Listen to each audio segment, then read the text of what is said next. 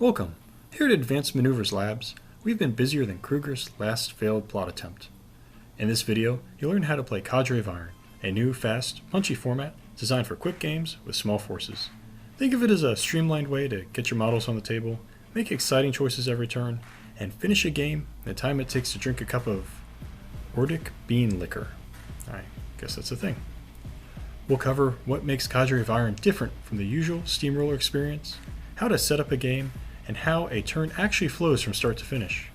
By the end, you'll be ready to steamroll the competition. Cadre of Iron is built around a simple promise: short games with fixed lists that keep decision-making focused on the table, not on the list builder. It's intended for play using Steam Forged Games 30-point products, so you can grab a box and start playing with minimal prep. The format fits a smaller table and a 4-round game length to keep things brisk while preserving the heart of Warmachine's model rules and interactions.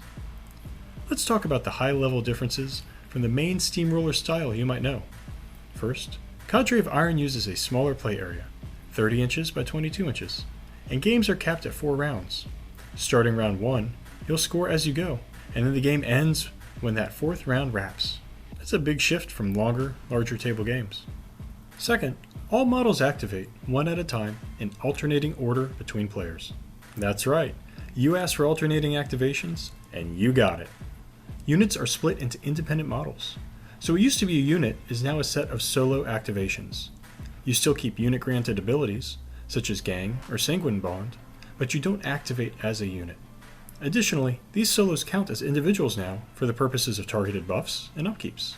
This boosts each player's number of activations and creates a decision point where popular spell rack upkeeps aren't the automatic picks that they often are in standard steamroller. Third, assassination isn't a win condition here. If a warcaster or warlock is taken out, the game keeps going. Their battle group continues to function, although it can no longer gain or spend focus or fury. Nor can warcasters can't focus, although you still can transfer with fury. This incentivizes players to explore more of the rules on their warcaster's card. You don't have to play it as safely as you normally would, or hoard focus defensively. Boost away! Fourth, the format replaces command cards with a special deck called Cadre cards. You start with 5, you can mulligan up to 2, and these cards grant a choice. Choose between small, timed, in-game bonuses when revealed, or separately, score an extra victory point at the end of a turn if you reveal one card where you've satisfied the right conditions. There's a limit of 2 bonus reveals per turn, and a limit of 1 scorecard reveal at the end of each turn. Finally, objective control is determined by something called influence points. Don't worry, it's really simple. You add up the remaining health on your models within 3 inches of an objective. The higher total wins. Beware, however, objective control is still based on model type. Warcasters can control any objective, their warrior type models can control the 30mm objectives, and cohort type models control the 50mm objectives. Any model can contribute to contesting, but you must have at least one of the appropriate model type to control. End of turn, you score 1 victory point for each objective you control.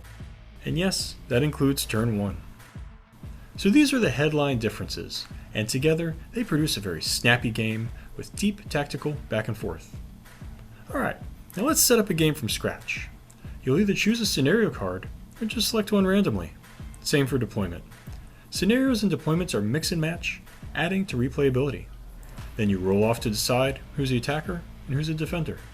The defender places terrain first, and you alternate terrain pieces. Each player gets 1 wall, 1 forest, and 1 obstruction. And although all measurements are from the center, the recommended table size is 30 by 22 inches, which fits great on a board game mat or a coffee table. Once terrain is down, you deploy models by alternating drops. The attacker places the first model in their deployment zone, then the defender, and so on until everything is down. Each player draws 5 Cadre cards, and you may discard up to 2 and redraw back to a total of 5. That's your starting hand. Before we move to the turn flow, one helpful mental note. In Cadre of Iron, battle round and turn are treated as the same thing for wording, so when the rules say end of turn, think end of round. Simple, but you'll be amazed at the impact that small change can have on rules timing, such as feats. Now let's play. Here's the turn sequence that you will repeat 4 times. First, the maintenance step. Resolve ongoing effects in order, defender first, then the attacker. Clear anything that you would normally clear now, check for continuous effects, and so on. Next is the control step. The attacker resolves their control step effects, followed by the defender. This is where the resource housekeeping happens, where features that say, during your control phase, would apply. It's as easy as forgetting defeat. Now for the fun part, alternating activations. On the very first turn of the game, the attacker is the active player and activates the first model. Then players take turns activating one model at a time until every model on both sides is activated. You can't pass if you still have models left to activate. Starting on turn 2, the player who made the last activation in the previous turn begins the next turn as the inactive player, so the other person will go first. This creates a natural push and pull and rewards careful timing. And just a quick reminder again about unit structure. Every model is basically a solo for activation and targeting. If your 3-model unit used to share a benefit like granted abilities or sanguine bond, you still have that benefit, but you'll activate each model separately when it is your turn to activate a model. As you activate, don't forget to keep an eye on your Cadre cards. Another reminder, each turn you can reveal up to 2 of them to gain a small timed bonus. The exact time is printed on the card, and when you do, that card is discarded. You cannot stack a Cadre card bonus multiple times on the same model in a single turn. Then, at the end of the turn, you may reveal 1 Cadre card to score a victory point if you met the condition on the card. Think of the in-turn reveals as tactical boosts, and the end-of-turn reveal as a bonus victory point. When both sides are done activating, we enter the end phase. This is where Cadre of Iron's scoring is clean and quick. Check each objective on the table.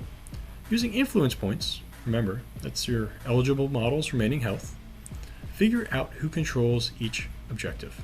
Score 1 victory point for each one you control. Then reveal 1 Cadre card, if you can, to score the extra point.